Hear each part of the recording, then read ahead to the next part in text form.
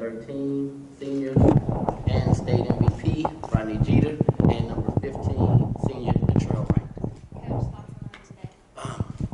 Blessed.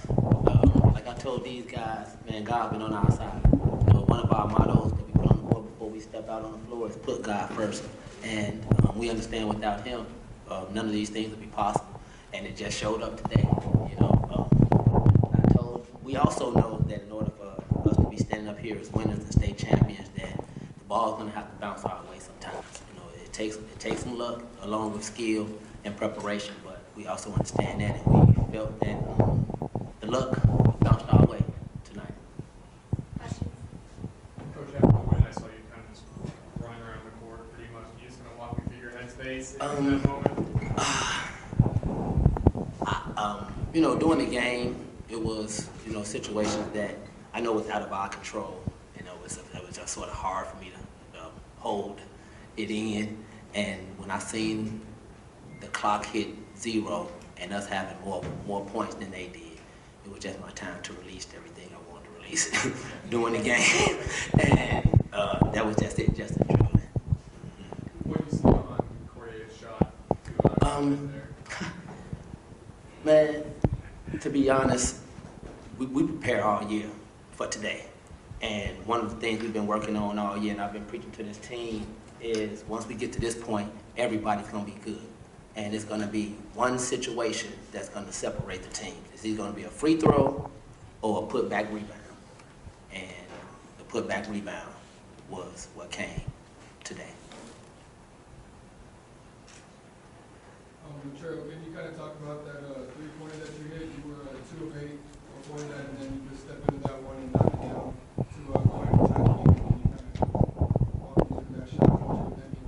Well, I knew I was going to take a 3, but I know I needed some help because number one, it was tough, so I called the screen. He didn't stay. He had went back. I was open, saw it, and dropped. I knew it was going to go in. Rodney, what did it mean to you to win MVP and play well these last 2 games? What was kind of going well for you in this stretch? It meant a lot to me because last year I couldn't play because of the situation I was in. It meant a lot to me. South Oak Cliff won the state football championship. Y'all from South Dallas as well. So man, y'all put on for the South Side as well. What's it like to represent for the South Side in the city of DISD? It means a lot because, you know, Dallas, I just feel like, you know, we the mecca of, you know, all sports, really Texas in general, but the DFW area, I mean, we work hard. We got a lot of gorillas, and, you know, I was hoping that, you know, we did another DFW sweep. We could probably do it again, but, you know, it meant a lot. You know, we really just had to put on for the city. Actually, I know we had, I think we were playing during that South Oak Cliff state championship run, and some of the guys attended that state championship game. And I remember after that, I can remember Rodney enjoying the celebration that South Oak Cliff was having during that state championship run. And he came back and he said, "Coach, I want to experience that. We have to win state." And that was one of his motivations to getting us here, was to be able to have the same feeling that South Oak Cliff Golden Bears football team had this year. So is there anything you wanted? If you experienced, I heard you saying it's like a dream come true, especially your senior year going up and up. Yes, sir. I worked hard for everything that we did, that we do. Coach, you said Thursday that you wanted to see Cole in this matchup, especially because of how 2020 went. You know, what did it mean, not just to win, but to get that matchup that you wanted? It feels good, and I think it feels good for the state to get that matchup and to see the 2 best teams finally making it to the state championship. The teams that's been ranked 1 and 2 all season, and not just it's huge for me in this group because I challenged this group since day one, maybe 4 years ago. I used to tell them, you know, everybody want to be ranked number 1 in the state because we wanted to be ranked number 1 in the state, but through my experience, the number 1 team in the state has yet to win a state championship in the 3A. And every time, and so I was asking them, you know, and they said they was going to prove me wrong this year. And so that was something with the jacket being thrown off too. These guys actually proved me wrong and made something happen that I had never seen happen before. Why you wore the suit today, man? Yesterday you the state using the Air man, this is like a celebration.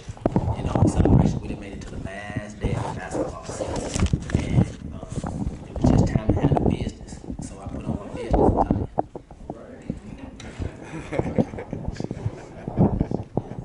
Coach, given the way things ended the last time you guys were here, how does it feel to get back and finish the job this time? It feels complete now. It feels complete. It feels complete. That's why, if you notice, before we started, you know, the celebration with the trophy, I went down the line and shook and told every one of my players and my staff and my administration, thank you, because you know, without them, without their belief and without their buy-in, we wouldn't be here today. So, you know, it feels great for us to complete that after not being able to play it in 2020. Final question. Coach, what was the difference between this year and last year? Mental. Last year, and we was pretty much still in the middle of a pandemic.